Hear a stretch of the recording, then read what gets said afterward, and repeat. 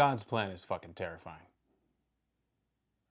I don't mean his actual plan, because I don't know what that is. I'm talking about, like, God's plan, in quotes, like the concept of God's plan. Because he's made it clear that there is plenty of room for collateral damage in his plan. And some of that collateral damage could very well be you and me. Christians absolutely love to quote Jeremiah 29:11. For I know the plans I have for you, declares the Lord, plans to prosper you and not to harm you, plans to give you hope and a future. But see, God wasn't saying that to us. He was saying it to Jeremiah about the Israelites in Babylon 2,500 years ago. He was saying that eventually they would get to go back to Israel. Sorry to burst your bubble, but that verse is not for you. If you think all verses with the word you in them apply directly to you, you might as well go and lie down on your side for a year, because that's what he told Ezekiel to do. Or go marry someone you know is going to cheat on you, because that's what he told Hosea to do. You have absolutely no idea whether God has plans to prosper you or not.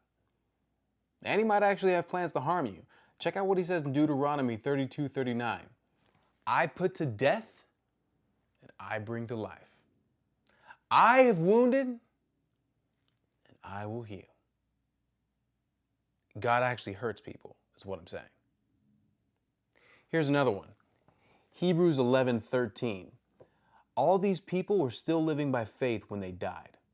They did not receive the things promised. They only saw them and welcomed them from a distance.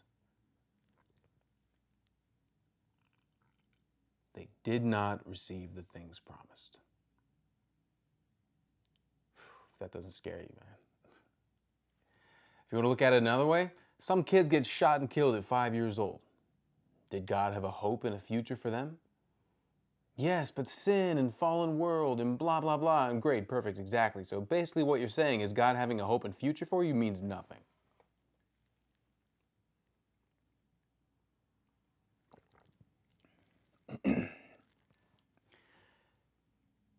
Here's what's so scary about God's plan.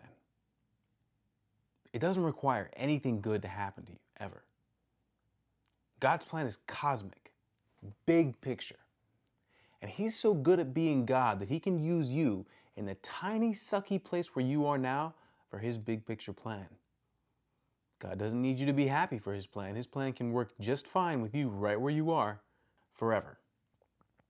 I think about the Israelites enslaved in Egypt for 400 years and how eventually, yeah, he did free them. But you know what he did before he freed them? He let a lot of them live out their entire lives and die as slaves. That's what.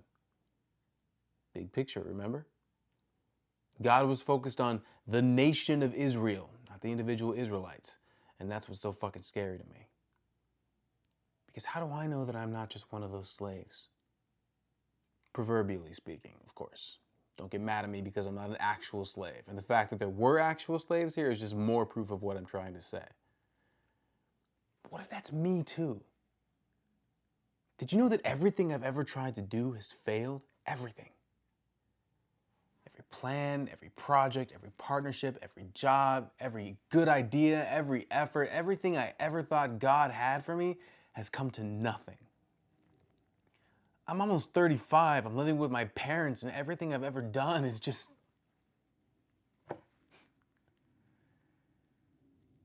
And there's literally no reason to believe that God will ever bring me out of this situation. Because his plan can work just fine with that. And that's terrifying.